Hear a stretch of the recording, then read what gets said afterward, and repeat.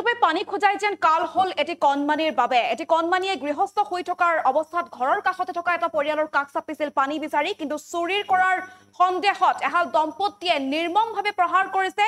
গৰম হেতাৰে শৰীৰৰ কেইবাটাও অংশত জ্বলাই দিছে বুলি জানিব পৰা গৈছে এটি কণমানি এটি 6 বছৰীয়া শিশুৰ সৈতে নিৰ্মম অত্যাচাৰ কৰা হৈছে দৃশ্যাংশ লৈ আনিছো পোনপটীয়াকৈ আমি এই মুহূৰ্তত হোজাইত এই ঘটনা সংঘটিত হৈছে এটুপে পানী খোজাই যেন কাল হল কণমানি শিশুটিৰ বাবে দৃশ্যাংশ দেখুৱাইছো এক চাঞ্চল্যকৰ ঘটনা সংঘটিত হৈছে ৰাজ্যত হোজাইত এবাৰ চুৰি কৰাৰ অভিযোগত এটি শিশুক নিৰ্দয়ভাৱে প্ৰহাৰ কৰা হৈছে বনমালী দাস আৰু তেওঁৰ পত্নীয়ে প্ৰহাৰ কৰাৰ অভিযোগ উত্থাপন হৈছে গৰম হেতাৰে শিশুটিৰ দেহৰ বিভিন্ন অংশত জ্বলাই দিয়াৰ অভিযোগ বনমালী দাস আৰু তেওঁৰ পত্নীৰ বিৰুদ্ধে চাঞ্চল্যকৰ ঘটনা বুলি ক'ব লাগিব অঞ্চলজুৰি চাঞ্চল্যই বিৰাজ কৰিছে এতিয়া এই ঘটনা সংঘটিত হৈছে হোজাই মাটিখোলা গাঁৱত আৰু উল্লেখ্য যে এই দম্পতীখাল ঘৰত শুই থকাৰ সময়ত পানী বিচাৰি গৈছিল শিশুটিয়ে আৰু বনমালী দাসৰ পত্নীৰ পৰা পানী বিচৰাই যেন কাল হল শিশুটিৰ বাবে চুৰি কৰাৰ অভিযোগ তুলি শাৰীৰিক অত্যাচাৰ কৰা হল নিৰ্যাতন কৰা হল বৰ্বৰভাৱে শিশুটিক প্ৰহাৰ কৰা হল মাত্ৰ 6 বছৰীয়া শিশুটিক বেয়াকৈ প্ৰহাৰ কৰা হৈছে যি দৃশ্য আমাৰ হাতত আছে কিন্তু আমি অসম্পাদিত ৰূপত দেখুৱাব নোৱাৰো কিছু সম্পাদিত ৰূপত আমি দৃশ্যাংশ দেখুৱাবলৈ চেষ্টা কৰিছো চুৰি কৰাৰ অভিযোগ তুলি আচলতে শাৰীৰিক অত্যাচাৰ চলোৱা হৈছে শিশুটিক মাত্ৰ 6 বছৰীয়া শিশুটিৰ সৈতে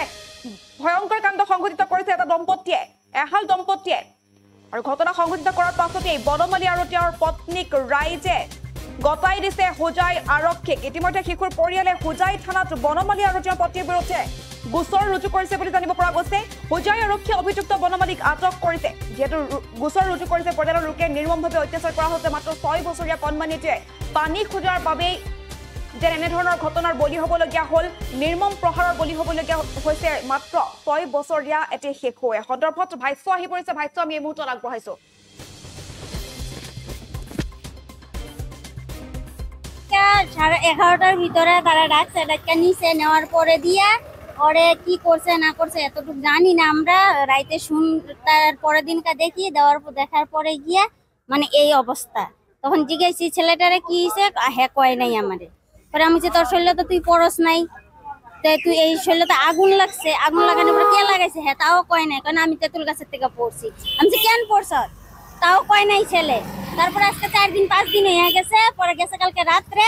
আমার লগের বাসা আরো আছে ছেলে পোলা মাইয়া ওরা জিজ্ঞেস করার পরে গিয়া সত্যি কথাটা কইছি যে আমারে বনমালিয়ে আগুন লাগাইছে কে জন্য লাগাইছে ওইটা পরে পরেই জিজ্ঞেস করেন ওই সম্পূর্ণ কথা কইব বনমালি কোন বনমালি আমগো ঘরের লগের মানুষ মানে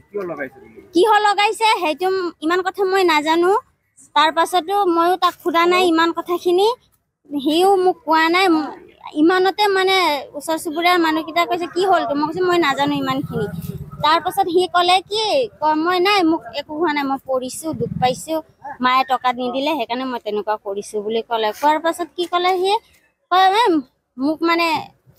একো নকওঁ বুলি ক'লে আৰু ল'ৰাটো কৈ আঁতৰি গ'ল যোৱাকালিৰ কথাটোৱে মানে গোটেই খোপা মানুহ আমি মিলি তাক খবৰ লোৱাৰ পাছত ল'ৰাটোৱে ক'লে যে মোক মাৰিছে কোনে মাৰিছে বনমালী মাৰিছে কিয় মাৰিছে এতিয়া স্যাৰ হিহঁতকে খুদি লক এইটো থানাত যোৱাকালি আমি এজাৰ দিছো আজি আকৌ আমাক ছাৰে মাতিছে মাতাৰ পাছত আমি লৈ আহিছো ল'ৰাটো আটক কৰিলে যোৱাকালি ল'ৰাজনকো লৈ আহিছে মানে কেইজনে মিলি কাণ্ড কৰিছে দুজনী মিলি কাণ্ড কৰিছে হিহঁতে গিৰিয়াক ঘৈণীয়েক মিলি তেনেকুৱা কৰিছে বনমালী আৰু তেওঁৰ মানে ঘৈণীয়েক এটা প্ৰায় কমসে কম আপোনালোকে দেখিব পাৰিব 6 পৰা 7 বছৰৰ এটা শিশু মাটিখোলা নিবাসী বনমালী দাস আৰু তেওঁৰ পত্নীয়ে কি ধৰে অত্যাচাৰ কৰিছে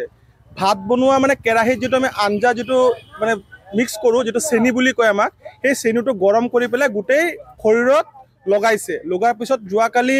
প্ৰায় 4-5 দিন ধৰি অত্যাচাৰ কৰি আছিল আৰু 4-5 দিন ধৰি অত্যাচাৰ কৰাৰ পিছত যেটা ল'ৰাটোৱে কৈছে যে মোৰ ঘৰত মোৰ মাক জনাম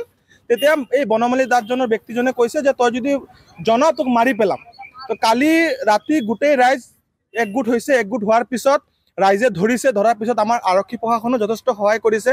আৰক্ষী প্ৰশাসনে গৈ পেলাই ততোতয়াকৈ তাক এৰেষ্ট কৰিছে বনমালী দাসক আৰু এতিয়া শুনা মতে যে তেখেতক কোৰ্টলৈ প্ৰেৰণ কৰিব কিন্তু আইনী প্ৰক্ৰিয়া যেটো আছে আইনী প্ৰক্ৰিয়া মতে আগবাঢ়িব আৰু ল'ৰাটোৱে যাতে ন্যায় পায় সেই ন্যায়টো মই আৰক্ষীৰ ওচৰত মই অনুৰোধ জনাইছো যাতে আৰক্ষীয়ে এই ল'ৰাজনক আৰু ল'ৰাৰ মাকজনক যাতে ন্যায় দিয়ে আৰু বনমালী দাস নামৰ ব্যক্তিজনে যাতে উচিত শাস্তি পায় মানে কেইজনে মিলি বনমালী দাস আৰু তেওঁৰ পত্নী হ'ব দুজনে মিলি এই দুজনক আটক কৰিছে আৰক্ষীকো আমি ধন্যবাদ জনাইছোঁ। বনমালী তারা ঘরে খাই লয় বয় টিভি দেখে মোবাইল দেখে হেরা দোকানে সুকানে ফাটায় হ্যাঁ অল্প টুকটাক কাম সাম করায়। আমি তো সকালে আয় পড়ি রাত্রে ঘরে যাই বুঝছো। তারপরে হে কি করছে